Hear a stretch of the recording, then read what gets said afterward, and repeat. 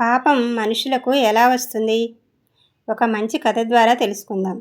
మనకు పాపం ఎలా అంటుకుంటుంది? గరుడ పురాణం ప్రకారం పాపం అంటే పాపకర్మ అనేది మన ఆలోచనలు, మాటలు, పనుల ద్వారా ఏర్పడుతుంది. ఈ గ్రంథంలో ధర్మం, అధర్మం గురించి విపులంగా చెప్పబడింది.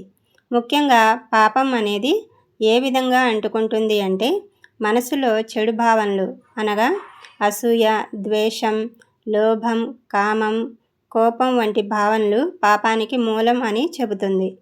అబద్ధం చెప్పడం, ఇతరులను దూషించడం, కఠినంగా మాట్లాడడం, అపవాదు చేయడం ఇలా మాటల ద్వారా కూడా పాపకార్యాలుగా చెప్పబడింది. ఇంకా చర్యల ద్వారా అనగా హింస చేయడం, దొంగతనం, మోసం, ఇతరులకు అన్యాయం చేయడం వంటి పనులు పాపాన్ని కలిగిస్తాయని పేర్కొంటుంది. మరియు తల్లిదండ్రులు, గురువులు, అతిథులు, సమాజం పట్ల బాధ్యతలను నిర్లక్ష్యం చేయడం ఇలా ధర్మాన్ని విస్మరించడం కూడా పాపంగా చెప్పబడింది. చెడు సహవాసం వల్ల కూడా మనుషులు పాపకార్యాల వైపు వెళ్ళవచ్చని గ్రంథం హెచ్చరిస్తోంది. ప్రతి కర్మకు ఫలం తప్పకుండా ఉంటుందని, మంచి పనులకు పుణ్యం, చెడు పనులకు పాప ఫలం వస్తుందని వివరిస్తుంది. ఇదే కర్మ ఫలితం. అలాగే ఈ గ్రంథం ప్రకారం పశ్చాత్తాపం, సత్యం, దానం, భక్తి, ధర్మాచరణ ద్వారా పాప ఫలాన్ని తగ్గించుకోవచ్చని కూడా చెబుతుంది. గరుడ పురాణం మరియు ఇతర హిందూ ధర్మ గ్రంథాల ప్రకారం పాపకర్మను తగ్గించుకోవడానికి ప్రధానంగా జీవనశైలి, ఆచరణ, భక్తి మీద దృష్టి పెట్టాలని చెబుతారు. చేసిన తప్పును నిజంగా గుర్తించి మళ్ళీ చేయకూడదనే సంకల్పం చేయడం ముఖ్యమని, పశ్చాత్తాపం కలగడం కూడా పాపకర్మను తగ్గించుకోవచ్చు అని చెబుతారు. సత్యం మరియు ధర్మం పాటించడం ద్వారా నిజాయితీగా జీవించడం, ఇతరులకు హాని చేయకుండా ఉండడం, న్యాయంగా ప్రవర్తించడం వంటివే కాకుండా ఆహారం, వస్త్రం లాంటివి దానం చేయడం, విద్య, అవసరమైన వారికి సహాయం చేయడం పుణ్యకార్యంగా భావిస్తారు. దేవుని స్మరణ, జపం, పూజ, ధ్యానం ద్వారా మనసును శాంతింపజేయాలని చెబుతారు. తల్లిదండ్రులు, గురువులు, వృద్ధులు, అవసరమైన వారికి సేవ చేయడం ధర్మంగా చెప్పబడింది. మాటలోనూ పనిలోనూ ఇతరులకు బాధ కలిగించకుండా అహింసా మార్గంలో ఉండడం కూడా పాపకర్మను తగ్గించుకోవచ్చు. మంచి ఆలోచనలు కలిగిన వారితో ఉండడం, ధార్మిక గ్రంథాలు చదవడం, రోజు తన ప్రవర్తనను పరిశీలించి తప్పులను సరిదిద్దుకోవడం ఇలాంటివి కూడా పాపకర్మను తగ్గిస్తాయి. హిందూ తత్వంలో ముఖ్యంగా కర్మ అనేది కేవలం శిక్ష భావన కాదు, మన చర్యల వల్ల మన మనస్సు, జీవితం ఎలా రూపుదిద్దుకుంటుందో అన్న భావన కూడా ఉంది. అందుకే మంచి ఆలోచనలు, మంచి పనులు పెంచుకోవడం పాపకర్మను తగ్గించే ప్రధాన మార్గంగా చెబుతారు.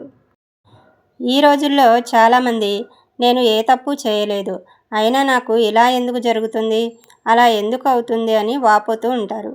ఎలా పాపం మన దరిచేరుతుందో ఒక కథ ద్వారా తెలుసుకుందాం. ఒక రాజ్యంలో రాజుగారు చాలా మంచివాడు.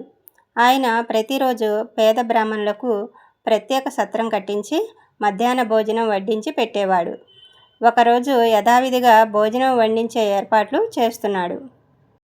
అదే సమయంలో ఆకాశంలో ఎగురుతున్న ఒక గద్ద కాలితో పట్టుకున్న పాము నోటి నుండి విషం వడ్డించడానికి సిద్ధంగా ఉన్న అన్నం బేసిన్లో పడింది. అది ఎవరూ గమనించలేదు. ఆ భాగం ఒక బ్రాహ్మణుడు తిన్నాడు. అది తినడం వలన అతడు చనిపోయాడు. ఈ వార్త రాజుగారికి చేరింది. ఆయన చాలా దుఃఖించాడు. మేలు చేయబోతే ఇలా కీడు జరిగింది అని ఆయన చింతించాడు. ఇప్పుడు బ్రాహ్మణుడు చనిపోవడానికి కారణం ఎవరు? ఆ రాజా, వంటవాడా, పామా, గద్ద, వడ్డించిన వ్యక్తా? రాజు చేసేది ధర్మకార్యం, అతనిది తప్పు లేదు. గ్రద్దకు పాము ఆహారం, దాని తప్పు లేదు. పాముది మరణ బాధ, కొట్టుకుంటోంది, దాని తప్పు లేదు. వడ్డించేవాడికి విషయం తెలియదు, అతని పని అతను చేస్తున్నాడు, అతని తప్పు లేదు. మరి ఈ పాపాన్ని ఎవరి ఖాతాలో వెయ్యాలి? వీరిలో ఎవరూ కావాలని ఆ బ్రాహ్మణుడిని చంపలేదు. యమధర్మరాజును చిత్రగుప్తుడు అడిగాడు. యమధర్మరాజుకు ఏమి చెప్పాలో అర్థం కాక, అది అలా ఉంచు, బాగా ఆలోచించి చెబుతాను అన్నాడు. ఇది ఇలా ఉంటే కొన్ని రోజుల తర్వాత దారినే పోతున్న బ్రాహ్మణులు కొందరు రాజుగారు బ్రాహ్మణులకు అన్నదానం చేసే సత్రం ఎక్కడో చెప్పమని ఒక వనితను చిరునామా అడిగారు. ఆమె వారికి దారిని చూపుతూ, బాబు జాగ్రత్త, మా రాజుగారికి బ్రాహ్మణులు అంటే పడదు. కొద్ది రోజుల క్రితమే ఒక ఆయనను విషం పెట్టి చంపేశారు. మీ రోజులు బాగున్నాయో లేదో చూసుకొని జాగ్రత్తగా వెళ్ళండి అంది. వెంటనే యమధర్మరాజు, చిత్రగుప్త, మొత్తం పాపం అంతా ఈమె ఖాతాలో వెయ్యి అన్నాడు.